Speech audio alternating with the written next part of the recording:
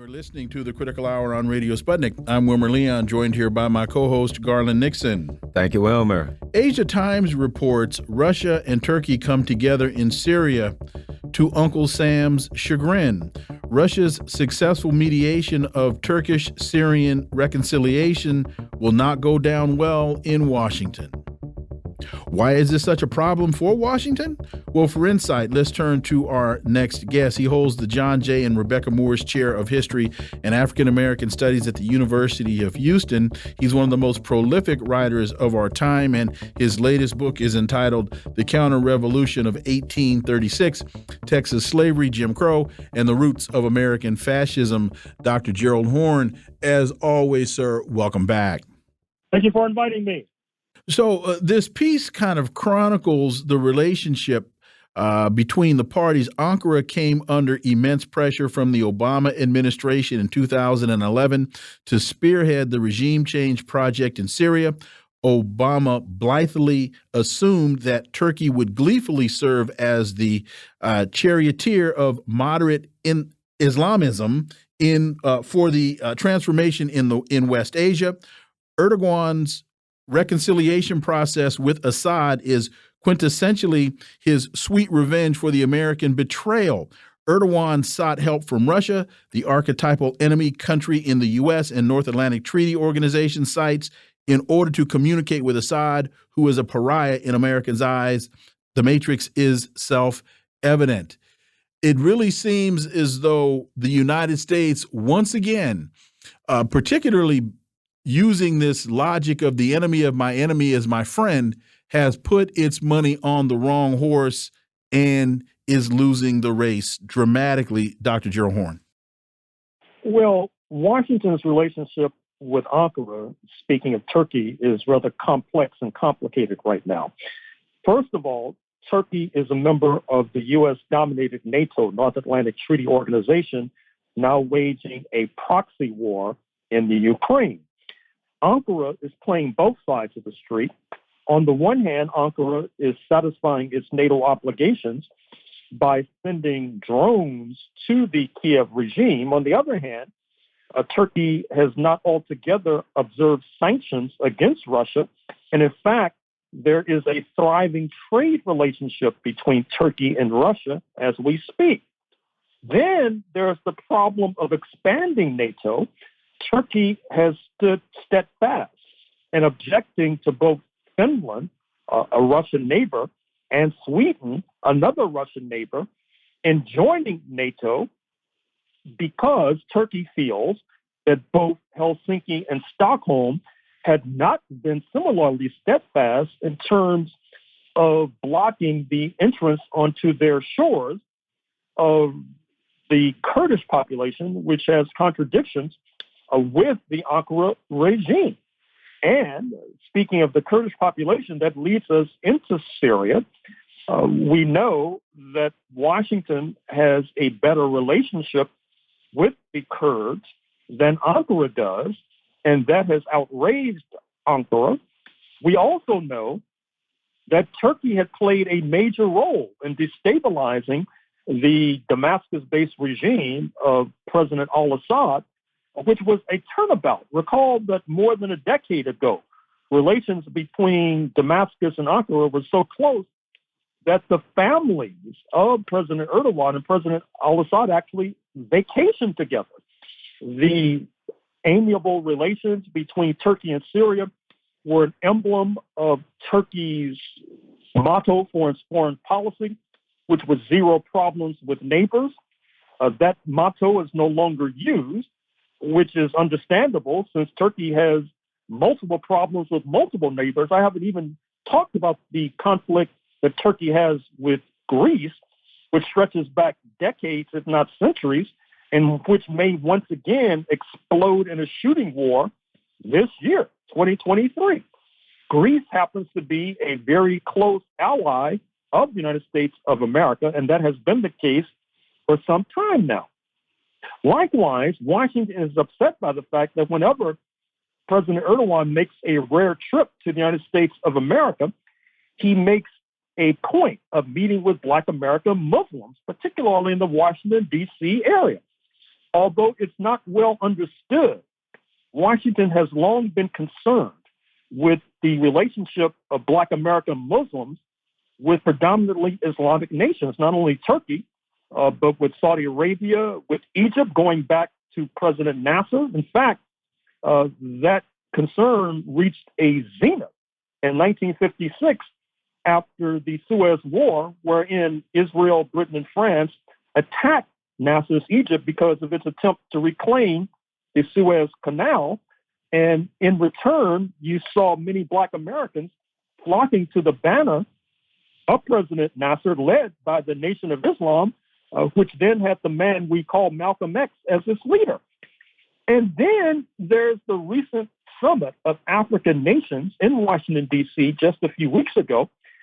Although understandably and justifiably, we talked about this summit as a response to Washington's concern about Russian and Chinese influence on the African continent, Washington is also concerned about Turkish influence on the African continent, particularly in nations that have large Muslim populations. And that includes a good deal of West Africa and a good deal of East Africa, including Somalia. So there is reason for Washington to be upset with President Erdogan. And with the elections coming up in Turkey in a few months, you can bet your bottom dollar that the Central Intelligence Agency, through its good offices or bad offices, if you like, will be flooding money into Ankara in order to make sure that President Erdogan is ousted. I would just comment that, you know, after the killing of General Soleimani, the Iranians said that they will eject the U.S. from the Middle East. It's going to be considerably more difficult for the U.S. to stay there in Iran and other places as these long-time issues between countries start to be resolved. Here's another important story. On Friday, December 30th, the Venezuelan opposition put an end to the farce of the interim government of Juan Guaido during a Zoom meeting with 72 votes in favor of ending the interim government, 29 against, and 8 abstentions. The former deputies removed Guaido, who failed to get enough support for continuing as the interim president of Venezuela. I think this is important. Your thoughts, Dr. Horne? Well, this was always a farce, this idea that Mr. Guaido was somehow the legitimate ruler in Caracas. He was not even the leader of his bloc association, let alone the entire country. And this recent move to oust him altogether is an emblem of a number of facts. Number one, Washington has to cozy up to Venezuela because it already has complex, if not negative, relations with Russia, with Saudi Arabia, with Iran, and therefore it needs petroleum from abroad. And by some measures, Venezuela has the most sizable proven reserves of petroleum on planet Earth. And then there is the left-wing tide in Latin America. We just saw Lula make the comeback of the century by being inaugurated as leader of Brazil just a day or two ago. We see Cuba continuing to be steadfast. And we also see something that I hope your audience pays careful and close attention to. And that is the ever more complicated relations between the United States and Mexico. That is to say, the United States is upset with the fact that Mexico is heightening relations with Cuba. It's upset with the fact that Mexico continues to hold on to its energy reserves, its considerable petroleum reserves. In fact, this led to a demand from Texas, from where I'm now speaking, that the United States impose a tax on the remittances that Mexican workers in this country send back home. This is taking place at the same time that Washington is trying to uncouple or decouple from the Chinese economy and moving manufacturing from China into Mexico. And Mexico has not been as compliant as Washington would like in terms of facilitating that.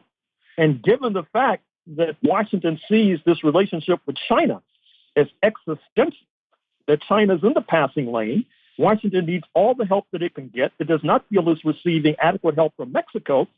And so in terms of looking at what's on tap for 2023, look at ever more complicated relations between Mexico City and Washington, look particularly askance at the possibility that Washington will try to undermine the government of AMLO, President Lopez Obrador. Man, undermining Ankara, undermining Mexico. Man, undermining is it's just what they do. It's just what we do. Substack, Andrew Korybko has a piece, Ukraine will never stop glorifying Bandera no matter how much Poland complains. The tragic irony is that for as much as PIS wanted to carve out its own regional sphere of influence throughout the course of the Ukrainian conflict, it inadvertently led to Poland falling under a combination of American, German, and even Ukrainian influence. This aspiring leader is now reduced to a geopolitical sugar daddy that continues feeding the spawn of its World War II-era fascist existential foe. Under the pain of regime change, it dares to withhold aid to protest Kiev's glorification of Bandera. Talk about the significance of that. Also in the context of the ADL saying that the right sector, I believe, is not nearly as extremist as it used to be, seeming to try to make excuses for supporting far-right, anti-Semitic factions in Ukraine with American tax dollars. Well, you're referring to the so-called Anti-Defamation League of B'nai B'rith, I assume. Yes, sir. And it's no secret that the ADL would much prefer to criticize the fashion designer and rapper known as Ye or Kanye West than an actual living, breathing regime in Kiev, which not only has relations with neo-Nazis, as reflected in that reference to the unlamented Bandera, but we also recall the recent past and their relationship to the Azov battalion, which was studied with neo-Nazis. This is part of the shell game that the ADL plays, where they pretend to be standing tall and strong against anti-Semitism, but actually they're a pipsqueak when it comes to confronting real and bloodthirsty anti-Semitism. But this also raises another question. I would point your listeners to a recent informative interview that you can easily find online with the Russian Foreign Minister, Mr. Lavrov, where he revealed what some of us have suspected, that the United States has U.S. military forces on the ground. We already knew they were on the ground in Poland, but also on the ground in Ukraine. And some of these recent attacks on Russia, you can lay to the doorstep of Uncle Sam. In other words, this is being converted from a proxy war into a direct confrontation between two nuclear powers, which is extremely dangerous, extremely provocative. This is also coming in the wake of the revelations by former German Chancellor Merkel, where she suggested that the so-called Minsk I and II Accords, which were designed, we had thought, to settle this conflict between Russia and Ukraine, were actually, according to Chancellor Merkel, an opportunity to throw dust in the eyes of Moscow, whereas the Kiev regime could be rearmed, which is fundamentally what has happened. And so this rather dangerous interview, I must say, dangerous in the sense that it brings the parties closer to an ever more bruising confrontation, was then echoed, I'm afraid to say, in the words of former French President Mr. Hollande, who basically said the same thing. Mm-hmm. So once again, 2023 seems to be bringing us ever closer to a nose-to-nose confrontation between Washington and Moscow. And I'm afraid to say that this could be the beginning of a major debacle for the entirety of humanity. And Dr. Gerald Horne, as always, thank you so much for your time. Greatly, greatly appreciate that analysis, and we look forward to having you back. Thank you. Happy New Year.